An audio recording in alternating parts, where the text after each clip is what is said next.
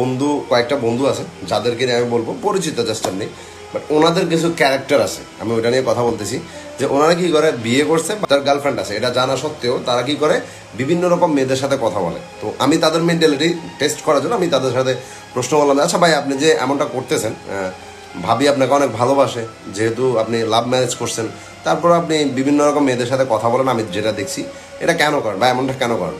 বলতে হয় যে আরে এটা জাস্ট এমনি ফাইজলামি, আমার বউ কি আর জানে আমি এগুলো করি? আমি বললাম যে আচ্ছা ধরেন আপনার বউ এই ফাইজলামিগুলো করে, আপনি এটা মানতে পারবেন?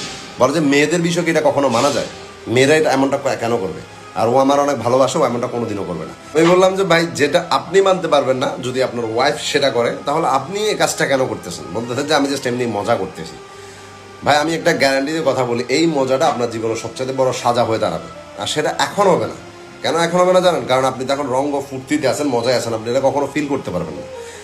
আপনি যেমনটা থিঙ্কিং করতেছেন যে আপনি প্রেম করতেছেন, আপনার বউ এরকম কিছু করতেছে না, এটা আপনি জাস্ট করতেছেন, আপনি মানে ওর টাইমটা ওকে দিতেছেন, আর এক্সট্রা যে টাইমটা ওটা আপনি অন্য কাউকে দিতেছেন। যেভাবে টাইম সেট করে ওর সাথে চিট করতেছেন আপনি, ঠিক ওই রকমভাবে টাইম সেট করে ও চিট করতেছে আপনার সাথে, এটা আমি গ্যারান্টি দিব।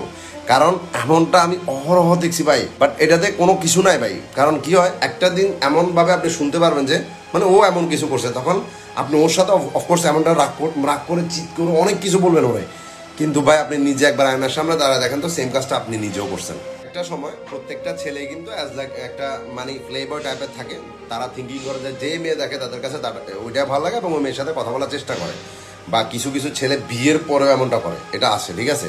বাট আমি একটা কথা বলি ভাই, যেদিন আপনি জানতে পারবেন যে যেটা আপনি করতেছেন সেটা আপনার ওয়াইফও করতেছে, জাস্ট চোখ বন্ধ করে একবার ফিল করে দেখুন, আপনার চোখ দিয়ে পানি পড়ে যাবে এবং বুকটা কেঁপে উঠবে যে যদিও এটা কোনোদিন আমার সাথে করে, তাহলে আমি এটা মানবো কীভাবে?